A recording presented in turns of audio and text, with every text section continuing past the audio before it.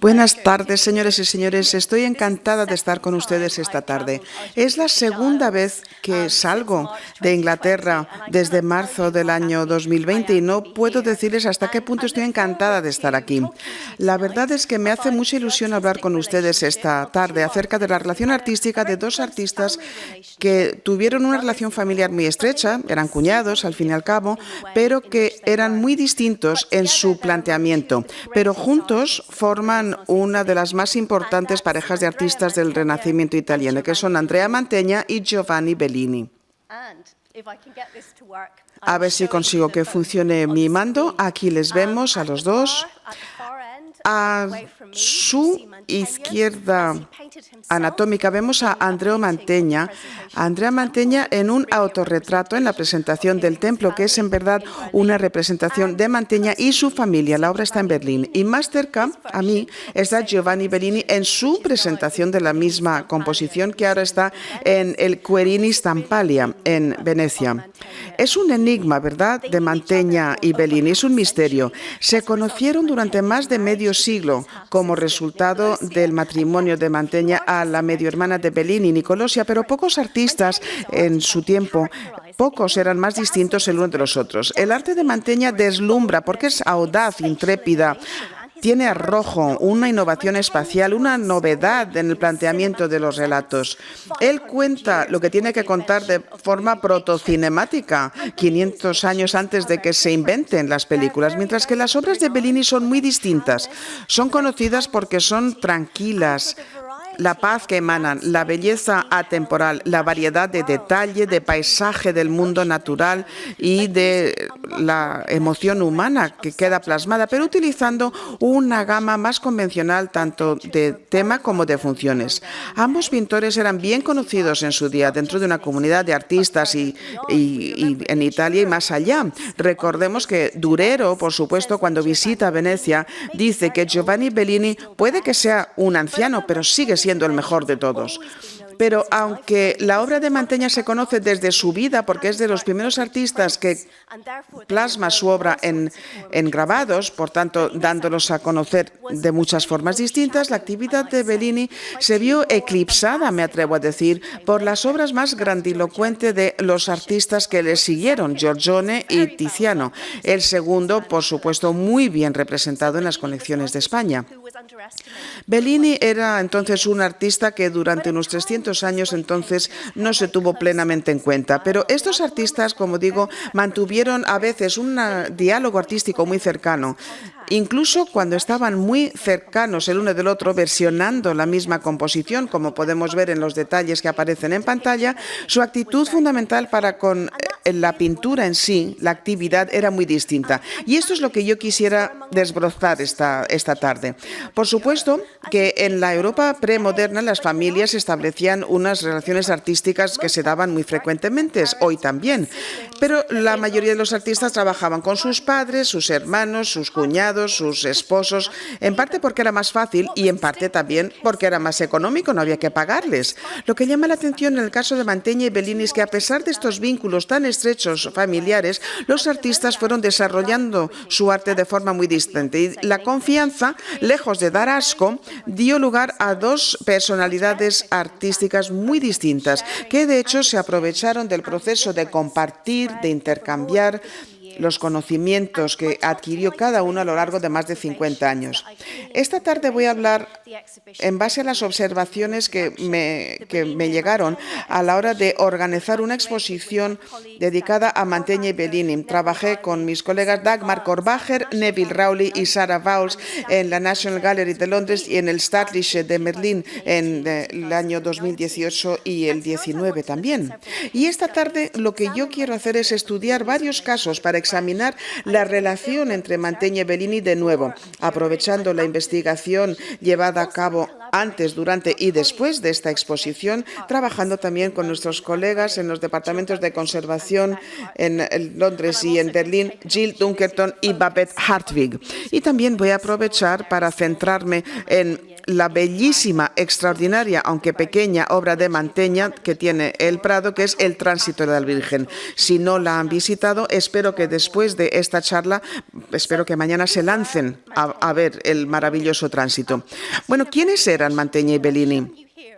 El asunto de su relación, y aquí vemos una imagen que puede que sea un autorretrato de Bellini, aunque, bueno, yo sí creo que es esto, pero algunos dicen que es su hermano Gentile. En fin, veremos en un segundo por qué sabemos tan poco acerca de Bellini y su vida. Este asunto, la relación entre Mantegna y Bellini, resultó de interés particular a los historiadores del arte en el siglo XX. Aquí el que lo impulsa todo es el padre de la historia del arte italiano, que es el brillantísimo Roberto Longhi, que fallece en 1970. Longhi estaba absolutamente determinado a demostrar que Mantegna era más joven que Bellini, porque veía que Bellini era absolutamente esencial para el Renacimiento en Italia, el más importante de los innovadores. Es muy difícil este asunto. Sabemos muchísimo acerca de Mantegna porque él era muy litigante. Sabemos que a veces se aprende mucho acerca del arte renacentista buscando en los juicios que se celebraron en esos años, pero no sabemos nada acerca de Bellini. No hubo juicios en la vida de Bellini. En fin, llegados al año 2022, todavía no sabemos cuándo nació, cómo se llamaba su madre. Sabemos muy poco acerca de su vida particular. Puede que fuera porque era hijo natural, que por supuesto pues estaba muy mal visto en la Europa del Renacimiento, pero parece poco probable porque su padre siempre lo reconoció como tal, su padre Jacopo. A lo mejor, y yo creo que esto lo corrobora la evidencia en la obra de Bellini, puede que fuera, como digo, que era una persona muy discreta. Fuera quien fuera su madre y naciera donde naciera, y yo creo que nació más o menos en 1435, sí creció dentro de una de las dinastías más exitosas artísticas en el mayor centro comercial de Europa Occidental en los 1450-60, que es, por supuesto, la ciudad de Venecia. Su formación artística, y esto era completamente normal para las personas que nacían en una familia de artistas, bueno, pues aprendió en el taller familiar con su padre Jacopo y su hermano algo mayor Gentile. Tampoco sabemos mucho acerca de la obra de Jacopo Bellini porque han sobrevivido muy pocas, pero su talento resulta evidente en sus fantásticos cuadernos de dibujo que existen en el Museo del Louvre en París y en el British Museum de Londres, que son tesoros. Vamos a ver algunas imágenes luego y son muy difíciles de reproducir, pero son verdaderamente extraordinarios. Sabemos, gracias a estos cuadernos, que Jacopo desde luego tenía muchísimo talento, y sabemos que también era un hombre respetado, artista respetado en Venecia y en el norte de Italia, trabajando sobre todo en las cortes del norte de Italia. Ya sé que tienen ustedes conocimiento acerca de la geografía complicada, el paisaje complicado de Italia en ese momento. Y a Jacopo se le apreciaba muchísimo porque desde luego que su perspectiva ilusionista era extraordinaria, era un retratista extraordinario y estaba muy interesado en la antigüedad clásica.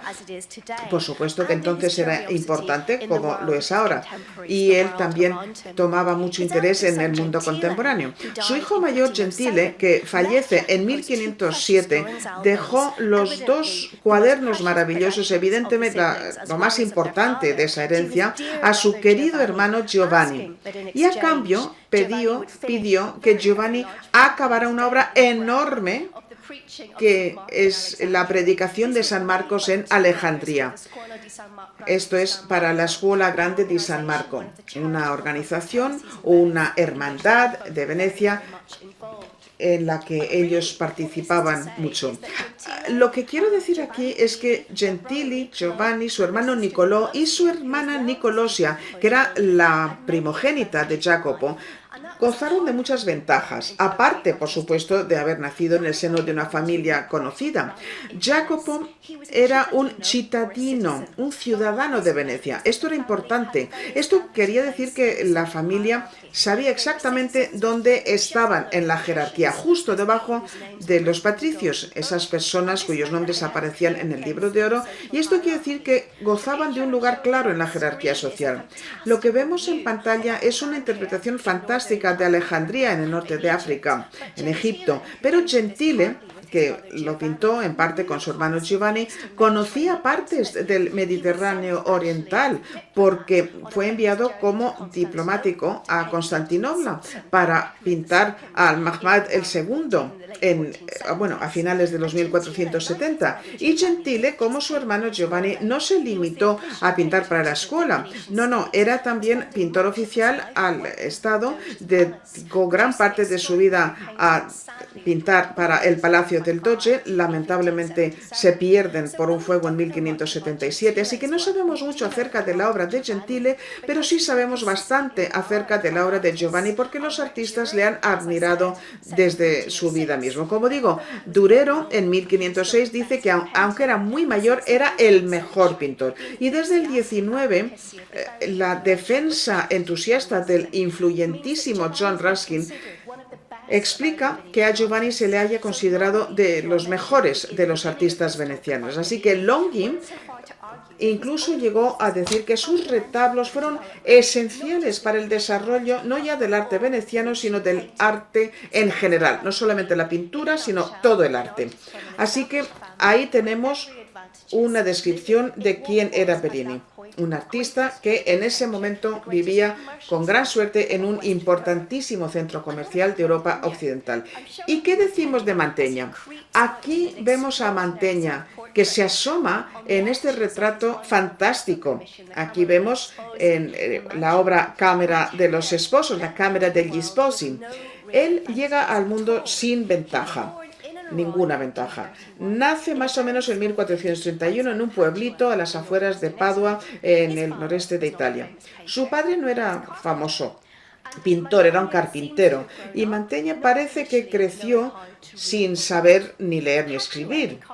Padua, que estaba a cierta distancia del pueblo donde nació Mantegna, contaba con una universidad, iban muchos estudiantes, pero Mantegna era pobre, no hubo estímulo intelectual. Él aprendió todo por su cuenta. Esto es extraordinario hoy, pero en el siglo XV en Europa es increíble, cuando la familia, el estatus, la clase, su rango tenía muchísimo que ver con su vida. Pero a los 11 años Mantegna tuvo mucha suerte, y empezó a trabajar con un muy conocido artista, el artista Francesco Squarcione. Squarcione era un artista, y esta es la única obra de Squarcione que ha sobrevivido, está en Berlín, pero los talentos esenciales de Squarcione no eran de pintar, no, él lo que hacía muy bien era identificar a jóvenes de gran talento que trabajarían para él. Y esto es lo que hizo Squarcione. Tenía una academia en la ciudad de Padua.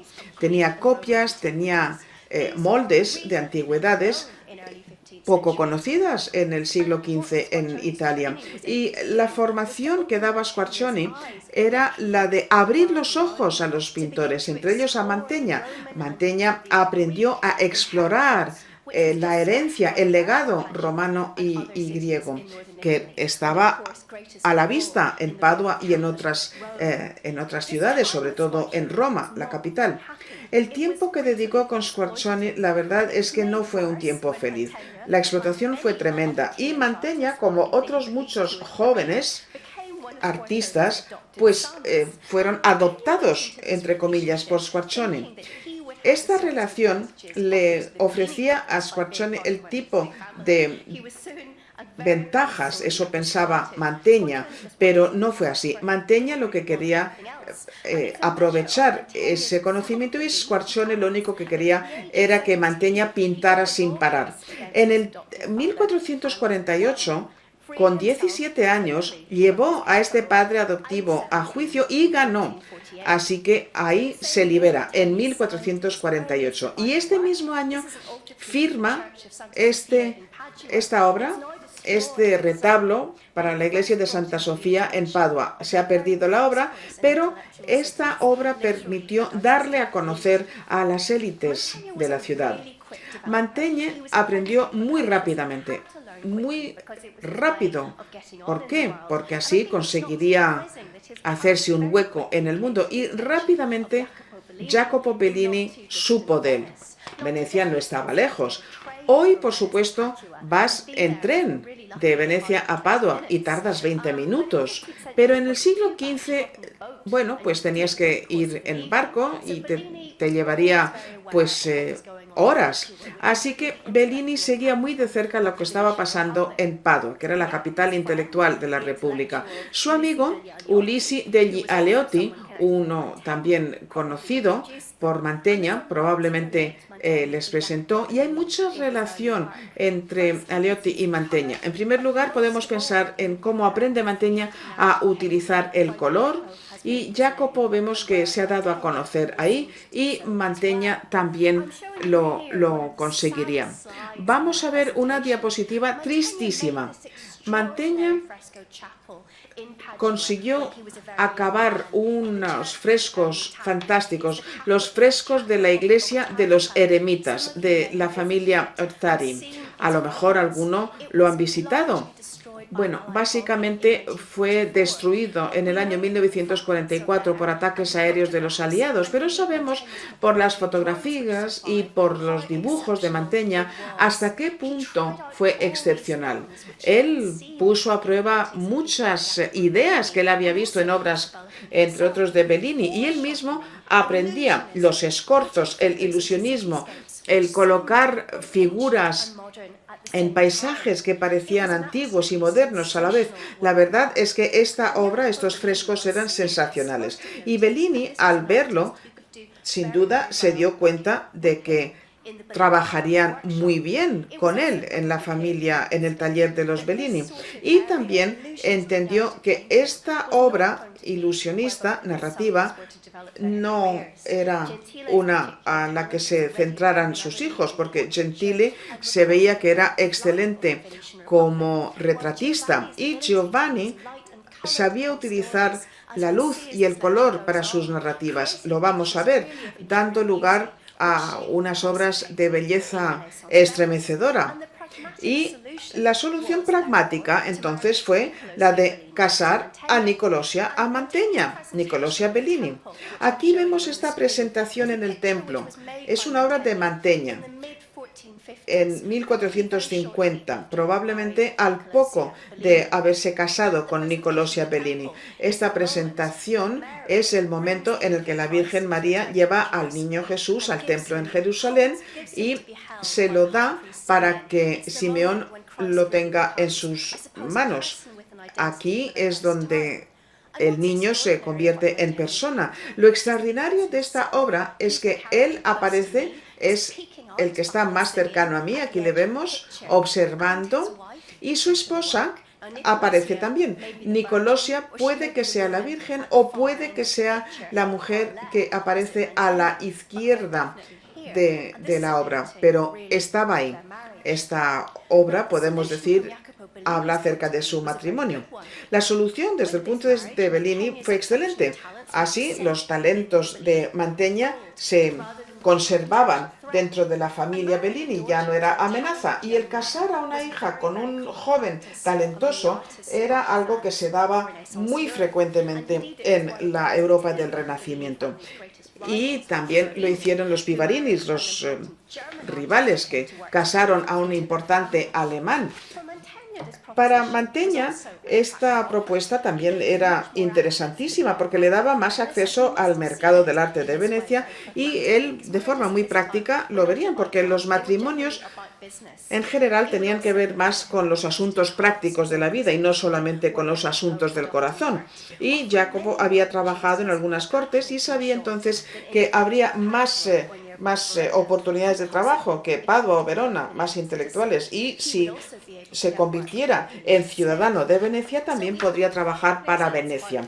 Así que nos hacemos una idea de lo que Mantegna pensaría, pero no sabemos lo que pensaba Nicolosia, eso no. Y esto, por supuesto, es muy frecuente. En este momento no hay información acerca de Nicolosia. Ella no le preguntó nadie lo que opinaba, o por lo menos no ha quedado rastro, pero sabemos que el matrimonio sería satisfactorio porque hubo niños, hubo hijos varones, se trataba de eso. Y Mantegna, cuando enviudó, no volvió a casarse. Ahora, en términos de objetivos artísticos, no consiguió el objetivo, porque en 1460, al poco de casarse, Mantegna se traslada con su familia a Mantua. Acepta el ser pintor de corte al marqués de Mantua. Y ahí es donde dedica el resto de su vida, en una ciudad bellísima, pero aislada, trabajando para varias generaciones de la familia Gonzaga. Él hacía lo que a ellos se les ocurriera. Lo bueno, claro, es que Mantegna estaba liberado del mercado, de la competitividad. Pudo desarrollar su pasión, su talento para animar, como he dicho, de manera protocinemática estos mundos eruditos de la Grecia clásica, de la Roma clásica y de los primeros años bíblicos. Quizás el más extraordinario de sus logros es la sala en el castillo de Mantua. Si no lo han visitado, desde luego inténtenlo en cuanto puedan viajar. Aquí lo vemos en un espacio pequeño y estamos entrando dentro de los sueños y aspiraciones de la familia Gonzaga. Toda Europa, el mundo, este pintor magnífico. Y otro gran éxito en Mantua es el ciclo que le dan a conocer. Estos son los 12 triunfos de César a finales de su carrera, en los 1480. Son sobre todo conocidos porque en el 17 fueron comprados por Carlos I de Inglaterra y fueron también muy pintados en su momento. Y yo creo que todos los artistas a quienes les interesase la historia romana, porque era el corazón mismo, pues conocían y fueron impresionados por estos triunfos de Mantegna. Verdaderamente una obra fantástica. Aquí vemos esta muestra. Se han estudiado, nos permiten entender cómo era la historia de Roma y es impresionante ver cómo consigue esta acción. La verdad es que a veces las líneas de la historia humanista toman vida, lo vemos aquí, pero no era rival de los Bellini, aunque no trabajaran juntos, porque su talento y su obra con el matrimonio pues se fue incrementando en ruta paralela.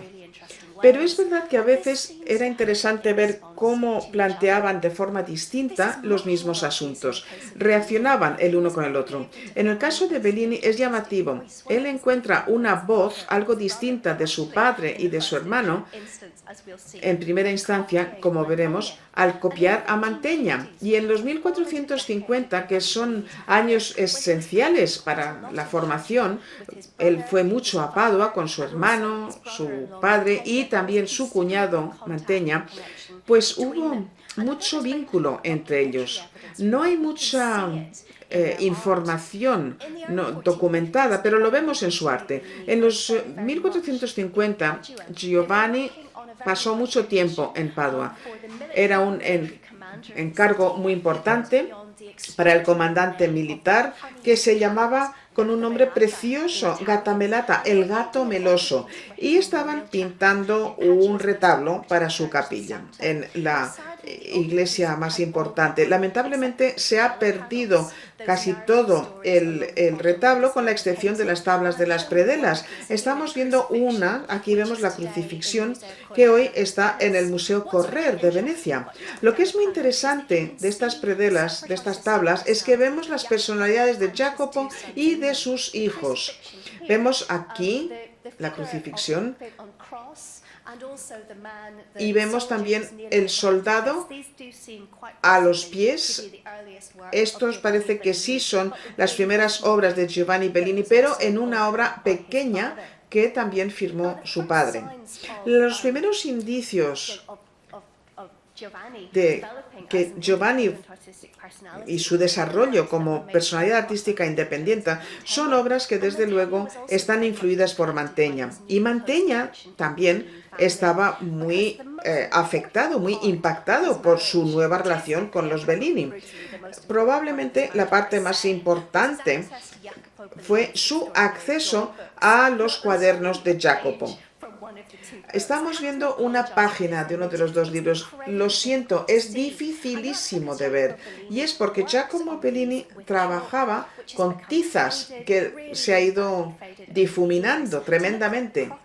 Para verlo correctamente hay que ir a la página web del British Museum o del Louvre en París y ahí se verá, según vamos pasando de una página a la siguiente, veremos unas fantasías extraordinarias, unas ideas fantásticas.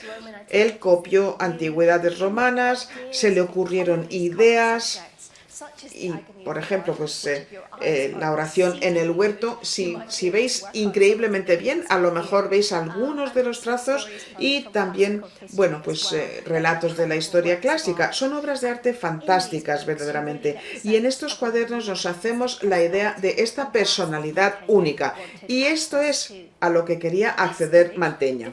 Esta imagen, que casi no se ve, nos muestra la oración en el huerto. En concreto, nos muestra una roca en el centro y ahí está apoyado Jesucristo rezando. Se supone que es el huerto, antes de que llegue el traidor Judas con los soldados romanos. Lo que yo quiero comentar ahora es las representaciones distintas de Bellini y Mantegna.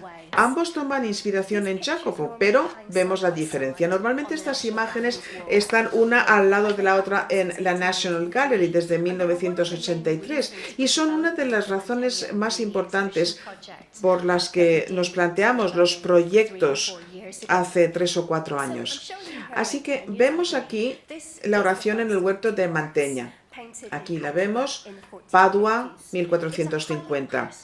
Es una obra íntima y parece que refleja el interés de Mantegna y el de su mecenas también. No sabemos quién era su mecenas, pero sin duda era una persona muy sesuda, probablemente teólogo, humanista, interesado en la antigüedad grecorromana y también en entender la historia y la arqueología de la Biblia. La obra es compleja, con muchos detalles, pero es pequeña en su tamaño porque mide 63 por 80 centímetros nada más. Lo que vemos que hace Mantegna en esta obra es que te lleva en este devenir. Vemos a los apóstoles que duermen en primer plano, Jesucristo rezando, los ángeles que llevan los instrumentos de su pasión, dando a entender que pronto tocará la muerte, y es un reclinatorio fascinante, es piedra y arquitectura, es fantástico. Esto es un rasgo que él va desarrollando y verdaderamente tenemos que decir que es espectacular en la obra.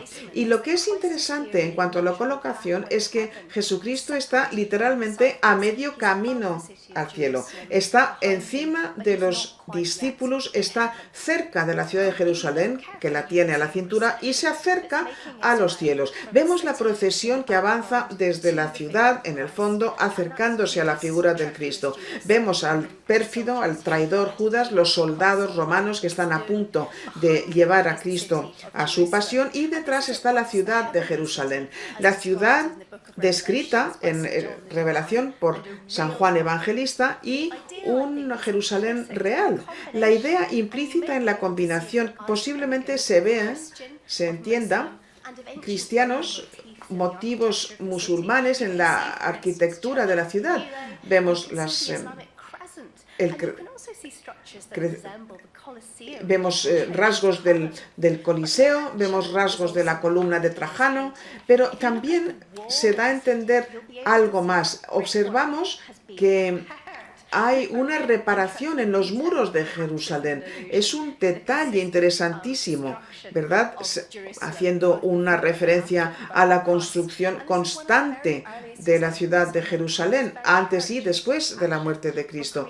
Y esto entonces nos permite comprender hasta qué punto le interesaba reproducir con precisión la realidad arquitectónica. Aquí vemos, me encanta el muro y cómo se está arreglando la mampostería. Vemos distintos colores en la parte exterior. Así que Mantegna trabajaba aquí, en esta obra, pero también se planteó otro encargo muy ambicioso, muy grande. Estamos viendo San Zenón, un retablo.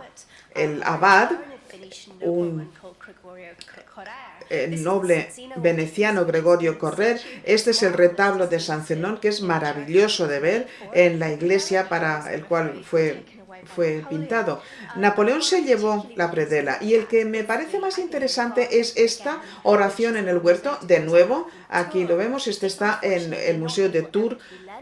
No lo han podido prestar porque esas son las condiciones de su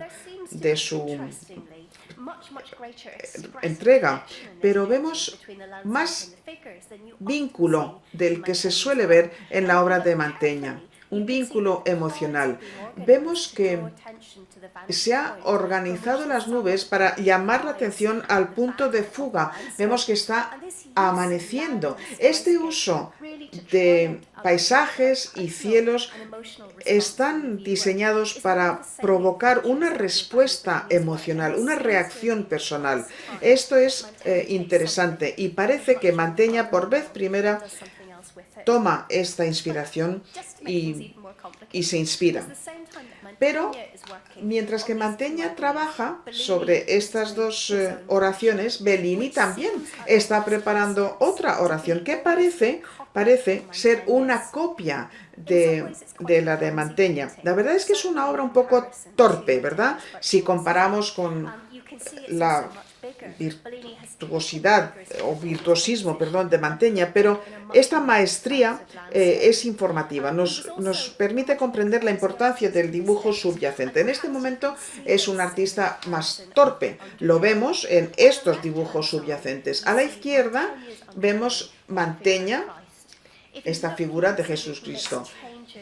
Introduce cambios a medida que avanza la obra, mientras que Bellini tiene un dibujo subyacente básico. Sabía lo que quería hacer y lo hace, no hay cambios. Y tengo un colega que piensa que es un ejemplo de cómo Mantegna sabía inventar, improvisar, llegados a este punto. Bellini seguía aprendiendo y no había llegado a ese punto, pero trabajaban de forma muy parecida. Ambos trabajaban sus dibujos subyacentes con pincel y con líquido negro, y lo hacían directamente sobre tablas imprimadas. Vamos a volver para atrás y vamos a ver alguna pequeña diferencia. Estamos hablando acerca de los escorzos. Mantegna, la verdad es que era un auténtico maestro. Los que habéis intentado dibujar un escorzo sabéis que es dificilísimo, y Mantegna hace que parezca facilísimo. Pero si vemos la obra de Bellini a la derecha, vemos que es muy difícil de conseguir. Bellini lo ha intentado. Esta figura que duerme, ¿verdad? Lo intenta, igual que lo consigue Mantegna. Parece convincente, pero no acaba de funcionar bien, no acaba de resultar. Voy a comentar, cuando vengan a Londres y vean las dos obras, una al lado de la otra, acérquense y vean los dientes. Mantegna ha pintado cada diente en las bocas de los santos, cada pelo del bigote, cada pelo de la barba, pero Bellini utiliza un trazo más vasto. Aquí vemos un detalle extraordinario. Estábamos estudiando los rasgos técnicos y nos acercamos muchísimo a las obras. Las estudiamos muy de cerca, y cuando estudiamos las dos oraciones de Londres vimos que había piedras, ¿verdad? Y estas piedras las representan de forma distinta.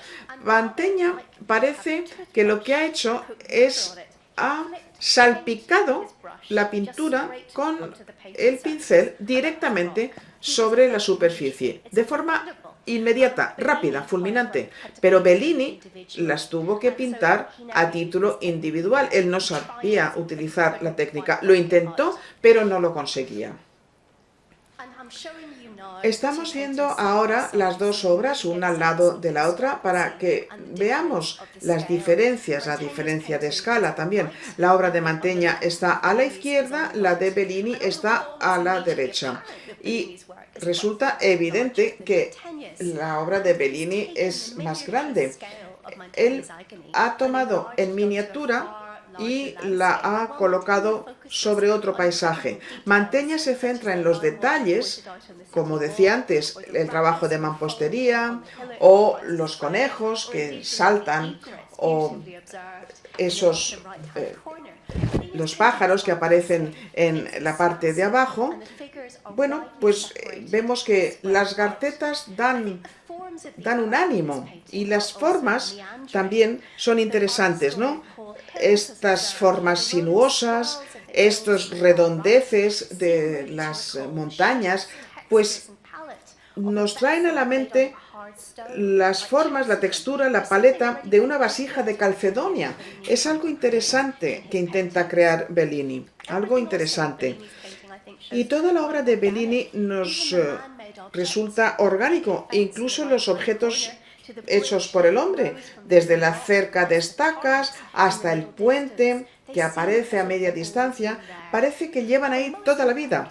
Pero el cambio más importante que introduce Bellini en relación con Mantegna es hacer que sus personajes sean esenciales. Son espejos, son complemento. Así que estos discípulos durmientes, de alguna forma, son espejo de la montaña con los edificios. El perfil de Jesucristo, la barba, las manos, directamente nos llevan a las montañas en la lontananza iluminadas por el sol que sale. Así que parece que todo va a ir bien, va a haber una resurrección. Y nosotros entonces podemos contemplar esta obra con tranquilidad. A mí me parece interesantísimo cómo retrata la luz del amanecer. En esta obra ilumina directamente la figura del Salvador. Vemos cómo llama la atención el rojo del ropaje y llama la atención los trazos de oro. Esto es otra técnica que aprende Bellini de Mantegna. Trabaja con oro líquido, con pan de oro. Y aquí apreciamos cómo ascendemos hasta este ángel que lleva el cáliz de salvación, lo vemos directamente encima. Así que a diferencia de Mantegna, Bellini no intenta representar Tierra Santa de manera convincente. Ha hecho algo más radical, que encaja además con la tendencia teológica más innovadora, la llamada devotio moderna, que recalca el imaginarnos a nosotros mismos en una escena que tomamos de la vida de Jesucristo. Bellini coloca la agonía y, por tanto, su salvación en el mundo en el que él y sus contemporáneos viven. Bellini no se limita a esto, por supuesto, utiliza el paisaje para que sea no solamente un elemento, sino el rasgo que da lugar a entender lo que representa. Y esto lo aprende de los flamencos en Venecia. Esto es una obra de Dirk Boats, que es la deposición, seguramente pintada para un mecenas veneciano. Y vemos que el cuerpo de Jesucristo es flamenco. Vemos las piedras, las rocas, todo ello típico de las obras flamencas. Es un planteamiento especial de los paisajes. Bellini puede efectivamente entregarse a lo que más le gusta. Así puede deambular, como decía el humanista Pietro Bembo, creando paisajes lejanos que te llevan a distancia de lo que estás viendo, estas fantasías. Y esto encantaba a sus contemporáneos. Aquí vemos un San Jerónimo muy convencional, pero encantaba. Esta es la respuesta de Bellini al mercado veneciano, donde los paesi, los paisajes, gustaban mucho a los coleccionistas experimentados. Estas obras sin duda tuvieron un impacto a largo sobre Mantegna. Hemos visto cómo adaptó el paisaje del cielo de la oración en el huerto para el tríptico de San Zenón. Y a lo largo de su vida, dependiendo del mecenazgo, consiguió una serie de obras que eran bellinianos, por así decirlo. Bellini reconocía a Mantegna como brillante creador de paisajes intelectuales. Resulta claro que Mantegna admiraba y a veces copiaba, emulaba a su cuñado en esta combinación fantástica de luz y paisaje para dar sentido. Aquí vemos una obra muy bonita de Mantegna de los 1490 para su mecenas Isabella d'Este, una muy exigente esposa del marqués. Aquí vemos un paisaje que en este momento Isabella esperaba de Bellini. No tenía que pintar y nunca llegó él a acabarla, pero cuando hablamos del paisaje tenemos que pensar en una de las más bonitas obras que están en España, que es El Tránsito de la Virgen, que está aquí en el Museo del Prado. Esta obra llega al Prado en 1829. La habían comprado probablemente para la capilla del castillo de Mantua, que ya en 1459 estaba siendo construido de conformidad con las instrucciones de Mantegna. Es el momento en el que la Virgen exhala el alma. Está sobre su catafalco, acompañada por 11 apóstoles, y vemos en sus expresiones y movimientos cómo articulan su pena. Estamos viendo un interior. Ya sabemos que se ha recortado esta obra. El alma de la Virgen asciende a los cielos, que está ahora mismo en Ferrara, pero lo que es muy interesante aquí es que la modulación del espacio es una que nos remonta a Jacopo Bellini. Vemos la ventana que da a un paisaje y el paisaje es lo más llamativo. Detrás de la Virgen, detrás de los apóstoles, vemos un lago y no es un lago idealizado, es la laguna de Mantua misma, tal y como se vería desde el castillo, y si visitan hoy el castillo la verán.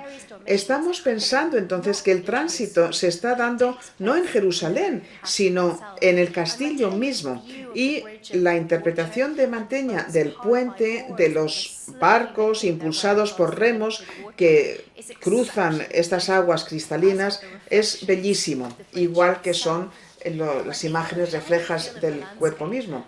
Este ambiente, esta dulce luz verdaderamente nos hace pensar en Giovanni Bellini, pero el deseo de mostrar un paisaje hubiera sido sorprendente para Bellini, nunca hubiera sido tan literal, aunque a Mantegna le satisfacía más el utilizar lugares concretos, espacios concretos, y siempre le interesó crear desde la capilla de Padua a la fantástica cámara degli Sposi.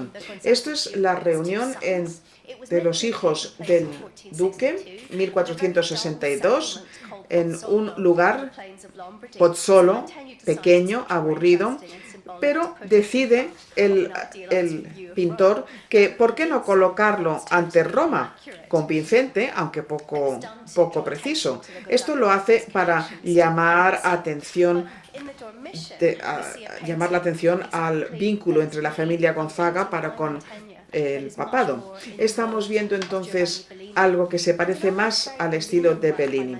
Otra obra muy belliniana de Mantegna es una muy posterior, que es esta imagen que vemos aquí. Aquí vemos este Cristo como Redentor sufriente que está en Copenhague. Vemos que es bellísima la ciudad de Copenhague, pero esta obra desde luego que merece muchísimo la pena. Este Cristo como Redentor sufriente es una obra extraordinaria, probablemente pintada en Mantua por un mecenas, posiblemente de la familia Valentín, y de sus descendientes pasa a la familia real danesa en 1763. Se pinta a mitad de los 1490 y es un temple. Bellini gustaba de utilizar el temple. A Mantegna le gustaba el temple, que era menos flexible, era una unión de pigmentos con yema, menos flexible, pero él verdaderamente es un maestro y consigue que esto parezca muy natural. Aquí estamos viendo a Jesucristo con los estigmas. Vemos los estigmas en las manos, sobre los pies, y vemos también el estigma en su derecha anatómica. Está sentado sobre una tumba de pórfido, una piedra dura que quedaba reservada para tumbas de reyes y emperadores, y aquí no solamente es tumba, féretro, es también trono para el rey de reyes. Hay un gesto casi coreográfico, los dos ángeles que apoyan a Jesucristo. Estamos viendo que verdaderamente es un cadáver, pero lo fascinante de esta obra es que vemos a Jesucristo momentos antes de la resurrección. Estamos viendo cómo su cuerpo está retomando vida. Sus pies son marmóreos, son blancos como el lienzo que cubre sus piernas, pero vemos cómo según vamos ascendiendo se aprecian las venas sobre el pecho y la cara, pues la verdad es que está tomando un color sonrosado, aunque por supuesto en los ojos se ve un tremendo sufrimiento. En la parte posterior vemos que amanece. Esto, por supuesto, refleja el amanecer del Cristo. La luz es maravillosa, con rosas, amarillos que se ven reflejados en las nubes, y vemos las cruces, ¿verdad?, de los ladrones a la derecha. Y también vemos la vida que vuelve en el mundo, las acciones de las personas que están ahí en este paisaje. Aquí vemos este gran detalle de los marmolistas que están trabajando ahí en la cantera. Uno está acabando una escultura. Yo creo que se supone que es Mantegna haciendo referencia a la vida que vuelve a fluir por la vida, por el cuerpo del Redentor. Y luego en la otra parte vemos a los pastores, los gañanes, que se desperezan porque empiezan el día, y las dos Marías que parece que corren avanzando hacia la tumba, esperando encontrarse con un cuerpo. Así que es una representación llena de vida de la resurrección, y es también un reflejo del impacto sobre Bellini, muchos años después de que establecieran su contacto. A lo largo de sus vidas, sin duda, hubo mucha ida y venida entre Mantegna en Mantua y la familia Bellini en Venecia. Era el centro comercial más importante de Europa Occidental, así que Mantegna recibía sus materiales en Venecia, y los mecenas de Mantegna, que eran los marqueses de Mantua, los Gonzaga, estaban dentro de la esfera de influencia de Venecia, y Francesco, su último señor, fue comandante de las fuerzas venecianas. Pero su esposa, joven, voluntariosa, Isabella d'Este, aparece en este retrato de Leonardo da Vinci, que está ahora en el Louvre. Ella estaba muy interesada en las artes, pero fue muy difícil para Mantegna. Siempre intentaba darle trabajo, pero quería que él se ciñera a sus deseos. Otra cosa que ella buscaba era una obra de su cuñado veneciano, y si leemos la correspondencia que duró años entre la marquesa y sus agentes venecianos, llama la atención la diferencia en la vida de Bellini y Mantegna. Bellini era ciudadano veneciano, así que podía hacer básicamente lo que quisiera y podía decidir si quería o no trabajar para la marquesa, mientras que Mantegna, en Mantua, estaba comprometido a por lo menos intentar obedecer a su mecenas. Y a principios del 16, Mantegna envejecía y sufría no solamente de enfermedad, sino también sufría de las deudas. Isabella insistió a Bellini, buscaba una obra para disponerlo al lado de la obra de Mantegna en sus aposentos en el Palacio Ducal. Bellini se negó. Con educación, cada vez con más insistencia, ella lo que quería era una obra alegórica, y Mantegna lo conseguía perfectamente.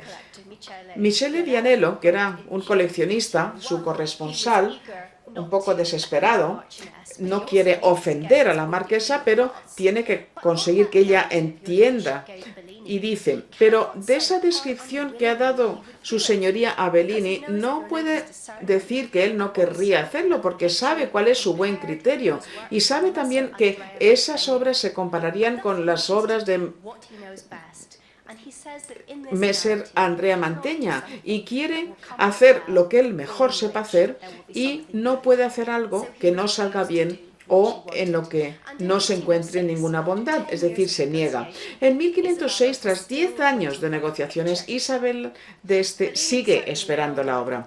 Bellini aguantó, desde luego, con firmeza, y Isabela tuvo que aceptar exactamente la obra que no quería, es decir, una natividad. No tengo una, pero aquí vemos un buen ejemplo. Esto es una obra típica de Bellini y es exacta y precisamente lo que ella no quería. Ella quería esto, por ejemplo, esta alegoría, otras alegorías de Bellini, pero no se daba a estas obras con frecuencia y no quería nada que se pudiera comparar con la obra de Mantegna. Bellini, de hecho, estaba muy interesado en la antigüedad clásica, pero no le interesaban las cosas que animaban a Mantegna. A él le interesaba lo que habían pensado los autores clásicos acerca de la obra tonal, una explotación de tonos en la obra. Y esto lo vemos en su estudio de la historia natural de Plinio, muy examinado, muy estudiado por los pensadores del XV, y también le interesaba una idea más poética, más la poesía de la obra pintada, una idea que nos llega del mundo antiguo, que la pintura era igual de importante en términos intelectuales, igual de importante como otras formas de arte escritas, poesía en concreto. Esto es lo que fue intentando reproducir Bellini en esta Pietà y esta Virgen del Prado.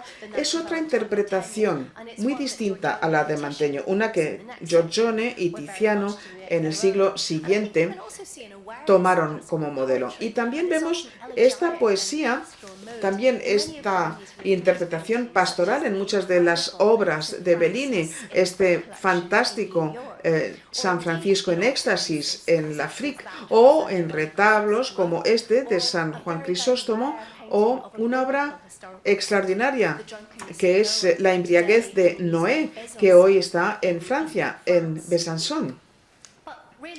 Pero lo que estamos viendo, más bien, es que la idea acerca de la antigüedad era muy distinta, igual que fue muy distinto todo en sus vidas y sus obras. Pero después del declive y muerte de Mantegna, cambió la posición de Bellini. Cuando fallece Mantegna, endeudado, sufriente, una de las obras que se encontró en su taller fue un lienzo, Introducción del culto de Cibeles en Roma, en el año 2004 a.C.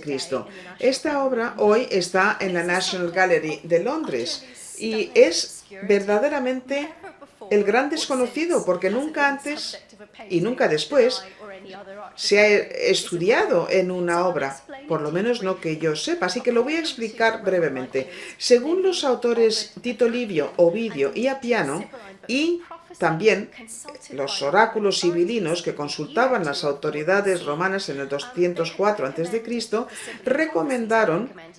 el oráculo recomendó la introducción del culto de Cibeles, diosa madre, cuyo culto estaba basado en Asia Menor, en Turquía, al hombre más virtuoso de Roma. Si esto sucediera, Roma vencería en las guerras púnicas contra su enemigo, los cartagineses del norte de África.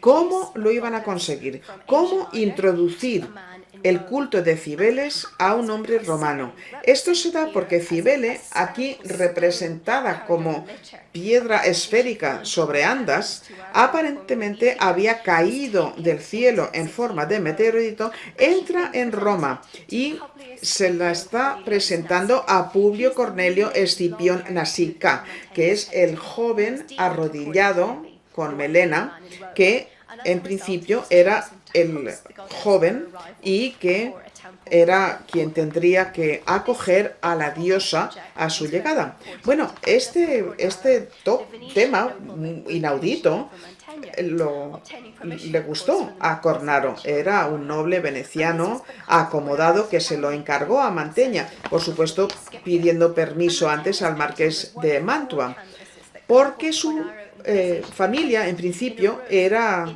descendiente de Escipión. La obra es uno de los 4 lienzos que Cornaro quería como frisos para parte de los aposentos en su mansión familiar, el Palazzo Corner. Es una grisalla y vamos a ver que están utilizando blanco y negro y Mantegna ha conseguido un relieve. Parece una escultura tridimensional, pero el medio es bidimensional porque es pintura sobre lienzo. Estamos viendo esta llegada de Cibeles contra un fondo de piedra anaranjada que refleja los camafeos que gustaban tanto a los coleccionistas del siglo XV. Por ejemplo, en el inventario del 1492 de la colección de Lorenzo de Medici, sus objetos más preciados son los camafeos, no las pinturas. En fin, lo que intenta demostrar Mantegna, y creo que lo consigue además, la superioridad, tal y como él lo entiende, de la pintura sobre la escultura. La obra, desde luego, es maravillosa, pero no queda ni resto de los otros lienzos que en principio tendría que haber completado Mantegna. Y esto probablemente es porque falleció en mitad de una discusión con Francesco Cornaro. Mantegna pedía más de lo que se había acordado, pero después de su fallecimiento llevó mucho tiempo y Cornaro consiguió quedarse con esta obra porque el cardenal con su Isabela d'Este se peleaba con su cuñado, el cardenal Segismundo Gonzaga, que querían quedarse con todas las obras del taller de Mantegna. Quedó una obra y Cornaro buscó una solución. Habló con Bellini, artista bien conocido, y a diferencia de Isabela d'Este consiguió el éxito. Y Bellini pintó algo muy exótico para él y posiblemente 2 más. Queda esta. Esto es un episodio de la vida de Escipión. Es una especie de paragone, una competición póstuma con Mantegna. Aquí estamos viendo un tema más conocido. Aquí estamos viendo la continencia de Escipión, conocido y de hecho a menudo importante en los baúles o arcas nupciales que hacían referencia a las virtudes de la novia y el novio. No se conoce tanto la historia ahora como antes. Escipión, cuenta la leyenda, a Escipión se le ofreció una bellísima joven de Cartago a modo de concubina después del saqueo de Cartago. La niña o la joven, la doncella, había sido prometida a un joven de Cartago. Él consiguió recuperar a su prometida en tanto en cuanto pudiera prometer a Escipión a conseguir la reconciliación de los romanos y los cartagineses. Esta narrativa, este relato encantaba en la Italia del Renacimiento porque demostraba que un hombre, un militar como Escipión incluso, podría lograr la paz sin necesidad de violencia y que incluso los más poderosos tenían que portarse de manera virtuosa. Así que incluso aquí no quería Bellini, y de hecho evitó que hubiera comparación con la obra de Andrea. Este narrativo Mantegna jamás se lo hubiera planteado. Si comparamos entonces, estamos viendo aquí esta yuxtaposición para que apreciemos, si comparamos las dos obras, resulta evidente que Bellini estaba preocupado con el Escipión. Es la obra más grande, la que está en la parte superior. No quería que se enfrentara con Cibeles y intentó este fondo color tierra que representa una piedra rosso antico que hace juego, por así decirlo, con la obra de Mantegna, aunque estamos viendo los camafeos en el fondo, y la obra de Bellini intenta conseguir otros niveles distintos de profundidad artística. La obra de Bellini es difícil de ver bien porque no está en buena condición, pero es muy distinta si comparamos con la obra de Mantegna, más precisa, excelente, probablemente porque era casi impensable para Bellini el pintar así. Él intentó pintar así porque quería hacer algo que verdaderamente encajara para con el legado de su cuñado. Llama la atención en la obra de Bellini cómo los seres vivos, los caballos en concreto, parece que saltan. Es una obra que, aunque carece del orden y la armonía de Mantegna, llama la atención. Llegados a este momento, el arte de Mantegna y Bellini verdaderamente podemos decir que estaba en mundos separados. Parece que Bellini se planteó el encargo en un estilo pictórico, un género que él jamás hubiera querido, sencillamente porque quería honrar la memoria y renombre de Mantegna. En este momento, en su vida, Bellini no tenía que demostrar nada. Era el pintor más admirado de Venecia, oficial, acomodado, influyente, acostumbrado a que las alabanzas, pero le pareció que era importante hacer un esfuerzo especial en honor de su cuñado recientemente fallecido. Como dice el fabricante de instrumentos Lorenzo de Pavia, en parte por la fuerza del honor y especialmente por respeto por Andrea Mantegna, Bellini estaba dispuesto a intentar lograr algo sorprendente, no necesariamente con éxito. En esta ponencia espero haber podido demostrar el estímulo creativo a lo largo de 50-60 años, el respeto mutuo, no la competición, el respeto que se consigue en este desarrollo. La verdad es que tenemos que decir que las visiones artísticas son igual de brillantes en Andrea Mantegna y Giovanni Bellini.